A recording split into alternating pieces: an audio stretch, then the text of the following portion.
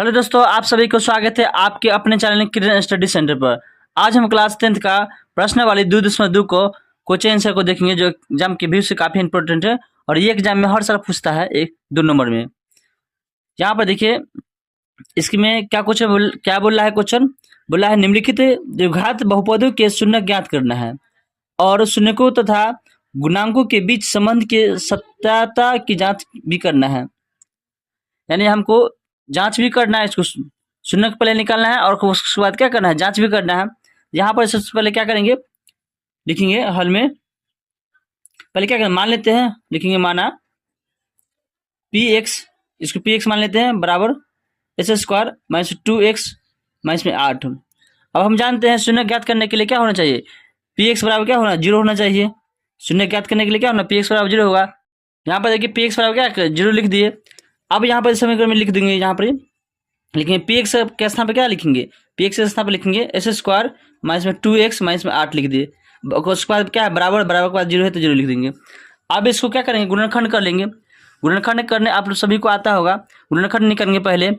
इस गुणनखंड में क्या होता है, इसके लास्ट में देखना है आपको, इसके लास्ट में कितना है तो बोलेगा 8 है, तो 8 का ऐसा गुणनखंड करेंगे ताकि गुना करने पर हमको क्या 8 पड़ जाना चाहिए, और उसको जोड़ घटाव करेंगे तो कितना पड़ना चाहिए, हमको 2 पड़ जाना चाहिए। तो बताइए इसको 8 को क्या लिख सकते हैं, 8 को खंडित करेंगे तो क्या हो सकता है बताइए। 8 को हम लिख सकते हैं 4 दूनी 8 लिख सकते हैं। 4 को 2 से अगर हम -4 में से +2 को क्या करेंगे, घटाएंगे तो -2 आएगा, -2 आ गया। इसी को गुना करेंगे तो -8 आ गया। तो इसे लिखेंगे एस स्क्वायर माइनस में 4x अब प्लस में 2x माइनस में 8 बराबर 0 लिख दिए।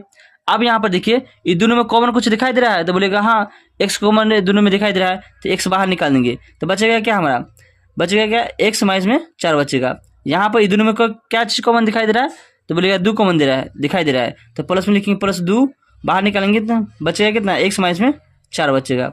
और उसके बाद बराबर है तो बराबर 0 लिखेंगे। अब यहाँ पर क्या करेंगे, अब लिखेंगे x, दोनों x माइनस 4 और x माइनस 4 कॉमन है, दोनों सेम है तो इसको बाहर निकाल देंगे तो बचेगा क्या, दोनों को कॉमन ले लिए तो बचा क्या, बोलेगा बचेगा x बचा और माइनस में प्लस में कितना बचा 2 बचा बराबर 0, यही बचा। अब दोनों के बराबर में 0 को लेते हैं तो x माइनस 4 बराबर क्या होगा 0 और ये निकलेगा x प्लस में 2 बराबर 0। अब यहाँ पर x बराबर क्या होगा, इधर माइनस से इधर क्या होगा प्लस में होगा, इधर निकालेंगे x बराबर तो क्या होगा, इधर प्लस इधर का माइनस में होगा, यानी इसका शून्य कितना निकला 4 निकला और -2 निकला, निकल गया। अब क्या करना है, इसको जांच करना है, हमको जांच करना है। यही हमारा क्या हुआ, अल्फा हुआ, यही हमारा बीटा हुआ। अब हमको शून्य ज्ञात करना है तो जांच लिखेंगे, जांच करना है, शून्य निकल गया था, अब जांच कर लेंगे। जांच में लिखेंगे, इसमें देखिए क्या क्या दे दिया है। जांच में निकालने के लिए हम लोग पहले निकालते ए, इसका व्यापक पद क्या होता है ax प्लस bx प्लस में c होता है व्यापक पद। तो यहाँ पर a कितना है इसमें, तो समीकरण a कितना बोलेगा 1 है, इसका एस का गुणांक को बोलते हैं a। तो a कितना है, यहाँ पर a के स्थान पर कुछ नहीं यानी 1 है, एस स्क्वायर के गुणांक में कितना है तो 1 छिपा हुआ रहता है, कुछ नहीं लिखा हुआ रहता है, क्या होता है 1 छिपा रहता है। तो एस स्क्वायर के स्थान पर कितना है, इसके गुणांक में कितना है 1 छिपल है, तो a बराबर कितना होगा 1 होगा। अब b बराबर कितना होगा, तो b बराबर -2 होगा, और c बराबर कितना होगा तो c बराबर -8 होगा, क्योंकि व्यापक पद क्या होता है द्विघात समीकरण का व्यापक एक्स एस स्क्वायर प्लस में bx प्लस c, ये ना होता है इसका व्यापक पद। तो यहाँ पर a का स्थान पर कितना आता है तो 1 छिपा हुआ तो 1 लिखिए। अब b के स्थान पर कितना है, इसका b के स्थान पर देखिए समीकरण में b के स्थान पर कितना है -2 है तो -2 लिखिए, और c के स्थान पर कितना है तो -8 है तो -8 लिख दिए। अब यहाँ पर देखिए, अब हम जानते हैं कि शून्य का योग क्या होता है, क्योंकि हमको ज्ञात का जांच भी करना है तो लिखेंगे शून्य का योग, शून्य का योग कि क्या बोलते हैं अल्फा प्लस बीटा बोलते हैं, ये नहीं बोलते हैं। इसके बराबर फॉर्मूला क्या होता है तो बोलिएगा -b/a होता है, ये होता है फॉर्मूला। अब यहाँ अल्फा प्लस बीटा की मान बैठा, अल्फा कितना निकला था हमारा तो अल्फा निकला था 4, इसको अल्फा मान लेते ही हमारा बीटा है। अल्फा का स्थान पर 4 लिखेंगे, बीटा का स्थान पर कितना लिखेंगे -2 लिखेंगे। अब बराबर फॉर्मूला में क्या होता है -b, माइनस चिन्ह देंगे पहले। अब b के स्थान पर कितना निकला है, b के स्थान पर कितना समीकरण में दे लेता है तो -2 दे लेता है तो -2 लिखेंगे, बट हमें a के स्थान पर कितना है तो a के स्थान पर 1 है तो 1 लिखेंगे।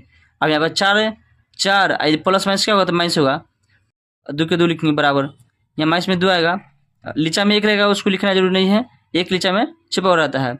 अब देखिए 4 में से 2 घटाएंगे यहाँ पे देखिए 4 में से 2 घटाएंगे तो कितना बचेगा, 4 में से 2 घटाएंगे तो 2 बचेगा। यहाँ पे देखिए ई माइनस यहाँ पर है, माइनस है।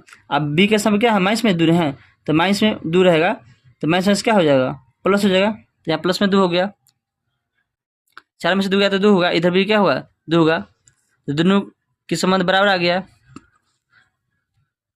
अब अगला निकालेंगे शून्य को का गुणनफल क्यों क्या बोलते हैं, अल्फा इंटू बीटा बोलते हैं, ये नहीं बोलते हैं।